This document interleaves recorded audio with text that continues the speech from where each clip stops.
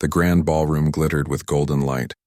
Guests in designer gowns and tailored suits lifted their glasses, whispering about the bride's beauty, the groom's wealth, and the spectacle of the year's most extravagant wedding. At the center of it all stood Daniel, a millionaire entrepreneur, proud and smug in his crisp white tuxedo. But beneath his polished smile was a hidden cruelty. He had not only invited his wealthy friends and business partners, he had also sent an invitation to someone from his past, not out of kindness, but out of spite. Her name was Claire, his ex-wife. Years ago, they had lived together in a cramped apartment, counting every coin, dreaming of better days. Claire had supported Daniel through his early failures, working double shifts just to keep food on the table while he pursued his ventures. But when Daniel's business finally took off, when the wealth began to pour in, his love evaporated. He left Claire claiming she was too simple for the life he wanted. He divorced her without a second thought and soon began courting women from high society. Now, on the day of his grand wedding, he invited Claire, hoping to humiliate her in front of everyone. He imagined her arriving in a faded dress, perhaps borrowing shoes, her poverty on display. He wanted his new bride, the elegant and glamorous Victoria, to see the contrast, how far he had come, and how far behind his ex-wife remained. The guests buzzed with curiosity. "Did you hear?" one whispered. "His ex-wife is coming. I wonder what she looks like now."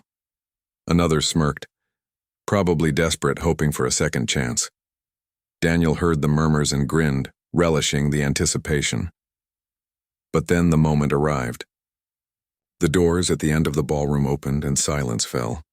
Instead of a timid, shabby woman, a sleek black limousine pulled up outside. The chauffeur stepped out first, then hurried to open the back door. Gasps filled the hall as Claire emerged in a flowing gown of midnight blue, elegance radiating from her with every step. Her hair shone under the crystal chandeliers, her posture regal, and she was not alone. From the limo came 3 children, triplets all around 5 years old, dressed immaculately.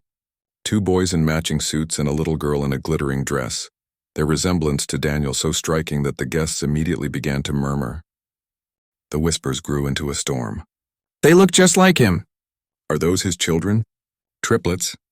Daniel's confident smile faltered. His heart raced as Claire walked gracefully into the room, holding the little girl's hand while the boys followed close behind. Every eye in the hall turned, and for the first time that night it wasn't the bride who held the spotlight. It was Claire.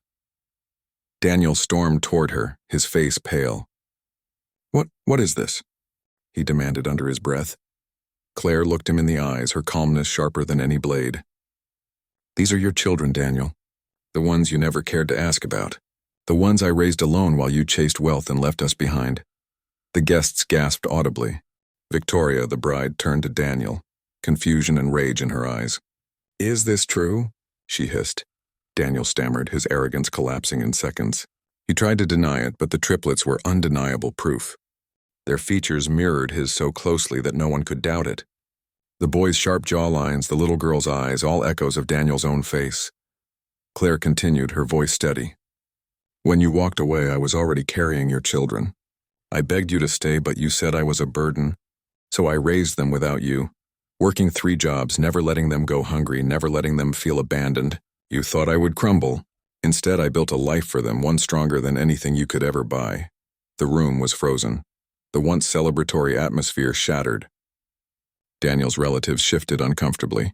His business partners whispered in disgust, and Victoria's family glared at him with disdain. The fairy tale wedding had turned into a scandal, but Claire wasn't finished. She turned to the crowd, her voice carrying strength. "I didn't come here to beg or to cause a scene. I came because you wanted to shame me. You thought I would look small standing next to your wealth. But wealth means nothing when you've abandoned your own blood. These children are my pride, my strength, and no amount of diamonds can outshine them." The guests erupted into murmurs of admiration. Some even clapped softly. The triplets, sensing their mother's courage, stood taller, their little hands clutching hers. Daniel's bride tore off her veil in fury. "You humiliated me," she screamed at him. "You never told me you had children." With that, she stormed out, her expensive heels clattering against the marble floor. Her family followed, leaving Daniel exposed, his empire of lies crumbling in front of everyone. Claire, however, simply smiled at her children and guided them back toward the limousine. As she passed Daniel, she paused only long enough to whisper, "The shame you wished for me is now yours. I have nothing to prove to you." Daniel stood frozen, his chest tight, as the sound of the limousine pulling away echoed in the silence of the ruined celebration. For the first time, the millionaire who thought he had everything realized he had lost the only treasure that mattered. Claire drove away into the night with her children, her heart full of dignity and triumph. She had not just survived without him, she had thrived. And while Daniel was left with broken pride, Claire's strength shone brighter than any jewel, proving that true wealth is not measured in gold or status, but in love, resilience, and the family you protect with everything you have. And so, the man who sought to shame his ex-wife was instead shamed by the truth. The woman he thought was weak walked away stronger than ever, leaving him with nothing but regret, while she carried the future and the laughter of their children.